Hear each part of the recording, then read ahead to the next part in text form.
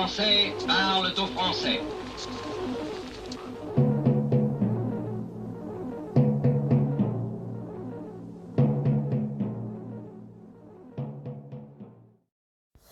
Bonjour à tous, donc les vidéos précédentes de TikTok. Alors j'ai retrouvé une vidéo qui m'a été censurée. Je faisais allusion avec un début de Rambo. Je faisais allusion donc à la volonté d'aller en découdre et d'infliger une défaite à la Russie. Ce sont les mots d'Emmanuel Macron. Dans cette vidéo, qui dure 6 minutes, je dis que, effectivement, donc on reconnaît implicitement que des militaires français, des Français, peuvent aller mourir pour l'Ukraine. Au bout de 2 jours, elle a été censurée. Bien. Ensuite, une vidéo qui a eu beaucoup de succès, 49 600 consacrée, si vous voulez, 49 600 vues, oui, tout à fait, consacrée donc à la pauvreté extrême, qui fait que des gens revendent les dons du Resto du Cœur et pour se faire de l'argent de poche. C'est assez bizarre. Dans une autre vidéo, j'explique 2 censures pour simplement des vidéos, quoi de plus banal. Franchement, il n'y avait pas de quoi fouetter un chat. Ben non, 2 qui ont été sucrés. Et puis, nous avons découvert la tête de liste. Alors là, lamentable de pire en pire. Oui, qui est cette personne? Eh bien, c'était donc la tête de liste pour Macron, Valérie Hayer. Voilà. Hein. Donc, rappelez-vous, c'était déjà pas brillant avec Nathalie Loiseau. Et donc, la tête de liste Renaissance, parce que les autres n'ont pas voulu y aller. Eh bien, franchement, je lui donnerais pas mes économies. Hein, j'aurais peur qu'elle me les perde. Hein. Incroyable. Incroyable. Vous allez voir la façon dont elle s'exprime et tout, mais elle est complètement perdue. Enfin, c'est comme ça.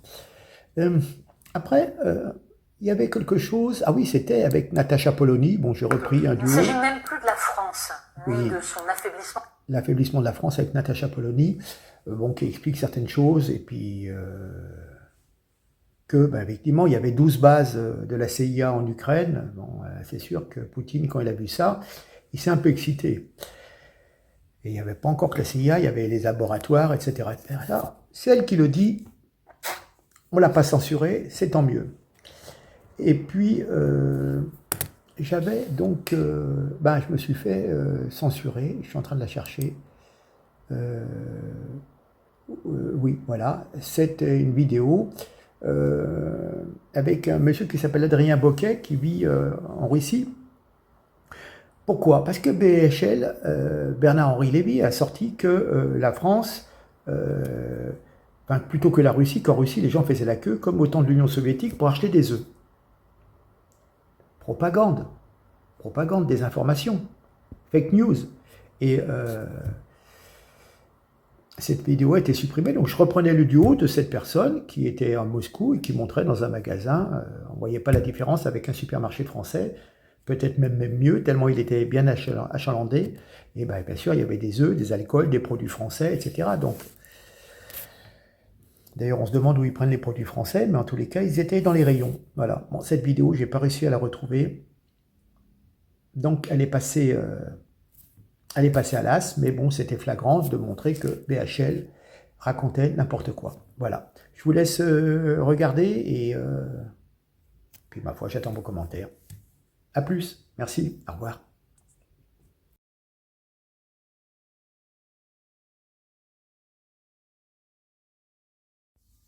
Bonjour à tous, bonjour TikTok. Bien, Macron, les délires de Macron. Donc, sous le drapeau européen, Emmanuel Macron entraîne toute la nation française dans une escalade militaire et potentiellement nucléaire contre la Russie. Il s'emballe, il décide seul, il ne contrôle plus rien, ni ses mots, ni ses décisions. Il va jusqu'à prétendre infliger une défaite à la Russie.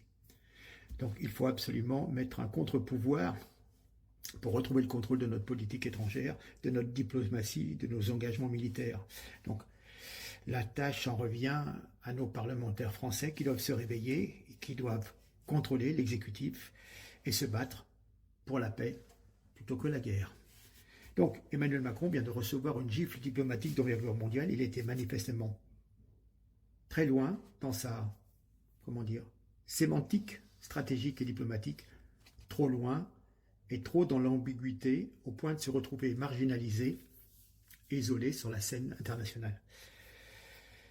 La diplomatie d'Emmanuel Macron, c'est de montrer des muscles que l'on n'a pas ou entretenir une ambiguïté stratégique sur une réalité masquée, inavouée. Pour la première fois, il vient d'affirmer sa volonté d'une défaite de la Russie, alors que jusqu'ici, il se contentait de dire qu'elle ne devait pas gagner cette guerre. Pour la première fois, il a évoqué l'hypothèse de soldats français, de militaires français sur le sol ukrainien. Même s'il ne s'agit a priori que de conseillers, d'experts militaires, c'est quand même, ça pose question. Car il est très probable que des militaires français soient déjà présents sur le théâtre d'opération en Ukraine, des agents de la DGSE, des militaires allemands du commandement des opérations spéciales, des ingénieurs militaires, des techniciens, des démineurs, des experts du renseignement d'origine satellitaire, c'est ceux qui interprètent aussi les images, hein. Des spécialistes du guidage des drones, et du lancement des missiles de croisière Scalp. Oui, parce qu'il faut quand même contrôler que les Ukrainiens n'envoient pas trop les missiles trop loin, sinon ça serait vraiment une déclaration de guerre à Moscou. Donc il y a aussi certainement des réservistes, des conseillers santé qui sont déjà sur le sol ukrainien. Donc cette déclaration d'Emmanuel Macron est grave, car si tout ceci est vrai, le chef de l'État nous place devant des faits accomplis dans un cadre bilatéral avec l'Ukraine, sans décision du Conseil de sécurité et en dehors d'un engagement officiel de l'OTAN. Ce qui est énorme, c'est que cette position d'Emmanuel Macron suppose que des militaires français peuvent désormais mourir au service de la cause ukrainienne. Et cela montre une volonté d'engagement explicite de la France contre la Russie, encore une fois, puissance nucléaire et ô combien importante. Donc jusqu'à présent, on aidait, mais on n'était pas co-belligérants. Et maintenant, ça devient une évidence. On est presque partie prenante de cette guerre. Hein. Donc, nous ne devons pas nous étonner du couac gigantesque et international qu'il a provoqué lors du récent sommet organisé à Paris pour la coalition du soutien à l'Ukraine. Oui, il aime bien faire des réunions et convoquer d'autres. Comme ça, il est le chef. Hein, c'est lui qui reçoit, qui l'invite. À nos frais, bien entendu, il invite les présidents de gouvernement, les premiers ministres, les présidents, voilà, quelque part, il les convoque et il a l'impression d'être le grand chef. Voilà. Hein. Alors, le secrétaire général de l'OTAN, Stoltenberg, s'est désolidarisé des propos du président français en annonçant qu'il mentait. Olaf Scholz, le chancelier allemand, tourne le dos à la France et il affirme que le président Macron a tout inventé et qu'il n'y aura pas d'offensive militaire contre la Russie. Je ne sais pas si vous voyez. Hein. La Grèce, la Pologne, l'Autriche et la Suède ont également démenti la fake news du président français. Les propos ont été repris par les journaux du monde entier ce matin. De son côté, le porte-parole du Kremlin annonce que la Russie est prête à la guerre et que celle-ci semble inévitable au vu des déclarations de la France. Donc la Russie se trouve presque agressée. Voilà, alors j'ose espérer, enfin comme disait Macron il y a quelques années, c'est mon projet. Oui, ben dis donc, on est sacrément dans la merde avec ce projet. Hein. J'ose espérer qu'on n'ira pas en guerre parce que la Russie a autre chose à faire que la France. La France est tout au bout du continent européen, franchement. Dans l'esprit russe, la France a toujours été un pays de culture, de libre arbitre, qui ne prenait pas parti ni pour les Américains ni pour les Russes. Rappelez-vous De Gaulle voilà, jouait entre les deux et maintenait la souveraineté de la France. Enfin bref, voilà. Bon, il faudrait que aussi le peuple français se réveille et arrête de dormir, parce que là, c'est quand même grave. Hein. C'est grave. Et puis, je sais pas, Macron, allez, j'ai envie de dire, on va terminer en souriant. Il y a beaucoup de farine au sommet de l'État. Et je pense qu'il y a des personnes qui délirent un peu. Hein. Qu'en pensez-vous? À très bientôt. Merci. Partagez. Au revoir.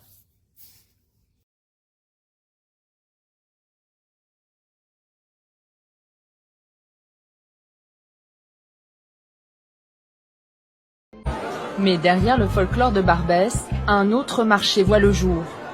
En période de crise économique, la débrouille s'organise. Le marché aux voleurs, ou le marché sauvage, est un marché clandestin qui se tient dans l'enceinte même de la station de métro. On trouve tout, et notamment des aliments provenant d'associations caritatives et des colis alimentaires qui sont revendus. Lait pour bébé, pâtes, conserves. Afaf Gabelotto, élue du 18e arrondissement, est en charge du commerce et de l'artisanat. Elle dresse un triste constat de ce nouveau phénomène. Le problème, c'est qu'on est dans l'enceinte d'un domaine qui appartient au métro, enfin à la RATP. Donc nous, on ne peut pas intervenir. Donc c'est à la RATP de gérer, elle a à gérer son espace. A priori, là, il n'y a personne. C'est un petit problème quand même. Mais même quand la police intervient, c'est pour envoyer les vendeurs clandestins un peu plus haut sur le boulevard, dans le prolongement du marché officiel, toujours à l'abri du métro aérien. Et malgré les interventions répétées de la police, les vendeurs à la sauvette changent de place et continuent leur commerce de la misère. C'est compliqué, c'est-à-dire que la police va intervenir, il n'y a pas de délit particulier. C'est vrai que c'est voilà,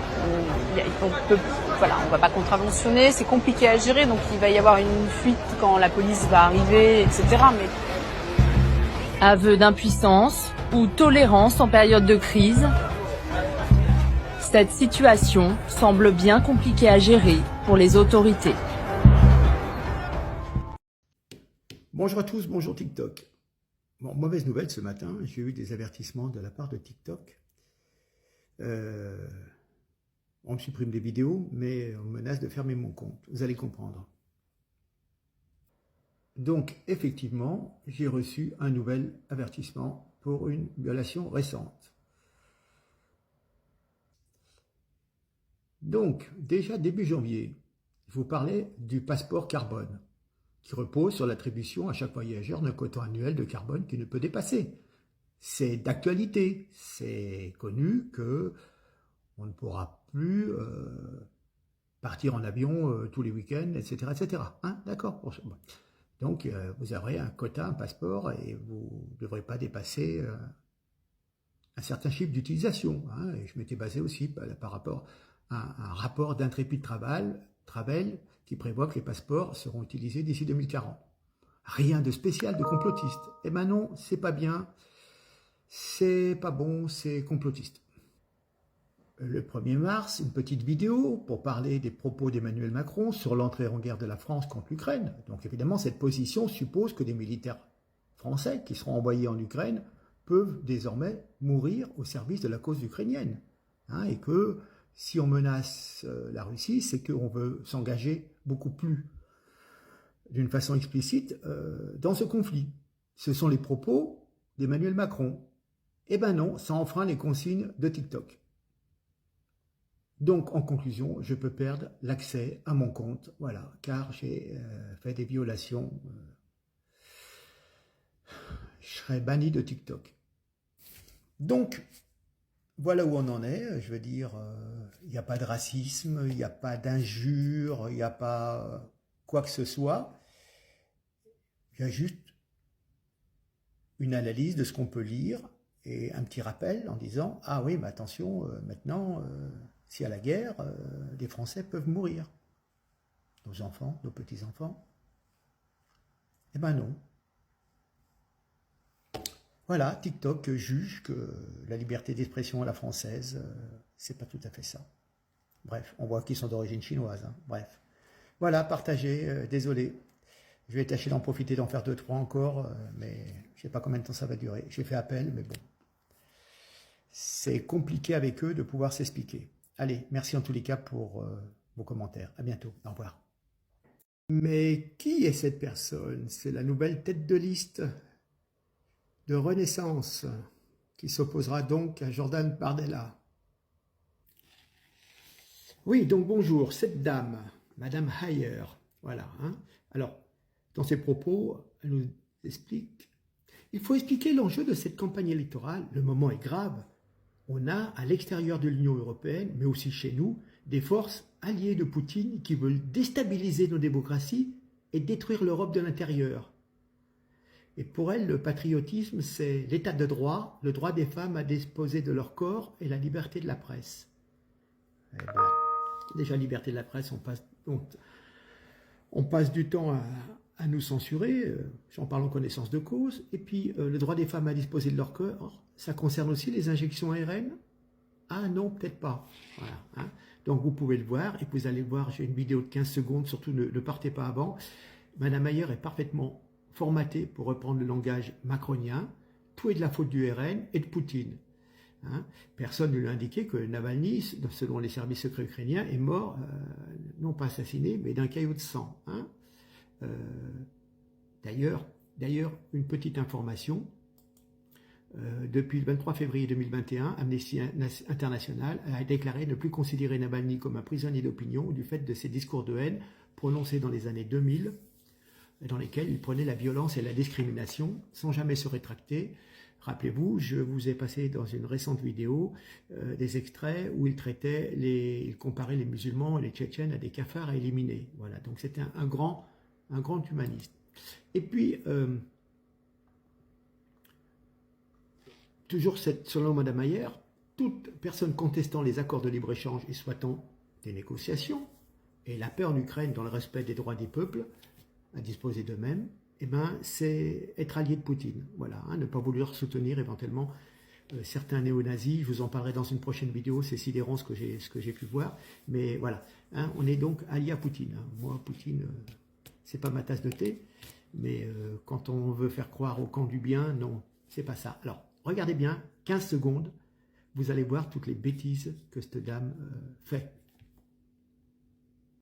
Bonsoir Gilles Boulot, pardonnez-moi. En Mayenne, je l'ai accueilli et je mesure le chemin parcouru. Jordan Bardella immédiatement dit non. Commission d'enquête de l'Assemblée nationale. Vous avez vu, hein, c'est intéressant. Je pense que si un débat contre Bardella, ça va être un 10-0 au profit du RN. Alors, elle est ici, je crois, du milieu agricole. Alors, on peut lui proposer de parler des accords de libre-échange, hein, le Chili, je ne sais trop quel autre pays encore. Eh bien non, vous allez voir, j'ai un extrait d'un Twitter, un agriculteur met en difficulté cette dame au sujet de l'accord de libre-échange avec le Chili qui va sacrifier donc l'agriculture pour favoriser l'importation de lithium pour les batteries des voitures électriques. Voilà, donc elle bredouille, elle n'est pas prête pour un débat. Et c'en est tragique. Regardez, je vous dis au revoir et partagez s'il vous plaît. L'agriculteur contre Madame Valérie Hayer. Au Chili, on sent bien que en fait, vous allez lâcher l'agriculture pour valider le Chili parce qu'il faut faire des batteries pour les voitures électriques. Je résume, hein, mais c'est quand même ça qui est perçu et que tout le monde comprend. Et on ne peut pas entendre ça. Donc. Simplement, l'agriculture ne doit pas être la variable d'ajustement dans les accords de. Donc vous êtes d'accord pour les clauses miroirs? Bien sûr, clause miroir, réciprocité, c'est ce sens-là. Simplement, juste pour clarifier le propos sur le Chili. C'est une prévision. C'est une prévision. Deux, quand on parle du lithium, c'est un élément aussi à porter à connaissance. Ça ne veut pas dire que on acquiert du lithium sur le dos des agriculteurs. C'est pas du tout. Ce texte-là, c'est ce qui transfère partout. Je m'interroge. Il ne s'agit même plus de la France, ni de son affaiblissement par des élites aveugles et irresponsables. Il s'agit de savoir si nous allons collectivement accepter de marcher comme des somnambules jusqu'à la guerre. Une guerre dont nul ne peut prétendre qu'elle sera maîtrisée ou contenue. Il s'agit de savoir si nous acceptons d'envoyer nos enfants mourir parce que les États-Unis ont voulu à toute force implanter des bases aux frontières de la Russie. Quand on envisage d'envoyer des troupes occidentales au sol, comme vient de le faire Emmanuel Macron, pour jouer les cow-boys au moment où les États-Unis semblent abandonner la place de la grande gueule en chef, quand on livre des missiles longue portée dont la cible ne peut être que Moscou, il faut, si l'on est encore en démocratie, dire clairement aux citoyens ce que cela signifie. Le New York Times, le 25 février, a publié une enquête passionnante décrivant comment, depuis 2014, la CIA a implanté 12 bases secrètes en Ukraine et formé les services ukrainiens pour espionner à grande échelle la Russie. On y apprend que les Ukrainiens ont plusieurs fois dépassé les lignes rouges fixées par leurs interlocuteurs et organisé des exécutions ciblées contre des leaders russes ou séparatistes. On y apprend que ces personnels américains n'ont évidemment pas été évacués au commencement de la guerre, mais officient en territoire ukrainien et que s'ils n'appuient pas sur la gâchette, nous dit l'article, ils ajustent le tir. On le savait bien sûr. On se souvient du sommet de l'OTAN en 2008 dans lequel les Américains, contre Nicolas Sarkozy et Angela Merkel, voulaient à toute force intégrer la Géorgie et l'Ukraine pour acculer la Russie dans ses frontières. On se souvient du documentaire de Paul Moreira sur Maïdan, qui montrait cette réunion à Kiev en 2016, dans laquelle le patron de la CIA expliquait que là se situait la ligne de front. Mais il ne fallait pas le dire. On était un complotiste, un suppôt de Poutine. Les néoconservateurs américains et européens ne veulent pas d'une paix négociée. Pour l'instant, il faut se battre jusqu'au dernier Ukrainien. Et après, concrètement, où est-ce qu'ils veulent nous mener? Les délires va-t-en-guerre sont tout simplement criminels.